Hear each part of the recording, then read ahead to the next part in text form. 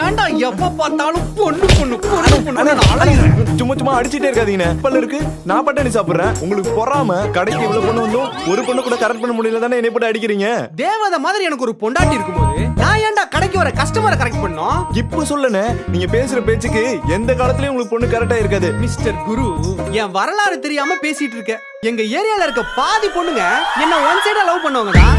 நான் வாய்ப்பு கிடைக்காதவன் இல்ல, வாய்ப்பு கிடைச்சும் வேணான்னு விட்டுட்டு இருக்கவன்டா. சும்மா கதை விட்டுட்டு இருக்காதீங்க. உன் அக்கா ஷாலினி மேல சத்தியமா நான் சொல்றதெல்லாம் உண்மைடா. அக்காவே வந்துட்டாங்க, அவங்க மேலே சத்தியம் பண்ணிருங்க.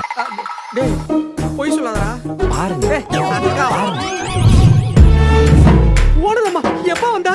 ஏமாமா, எனக்கு நீ துரோகம் பண்ணிருக்கியா? ஏய் அதெல்லாம் கல்யாணத்துக்கு முன்னாடி.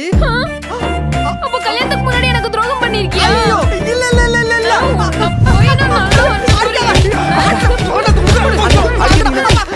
ஆச்சி ஹோட்டல் சாம்பார் பொடி வழங்கும் ஷாலினி ஸ்டோர்ஸ்.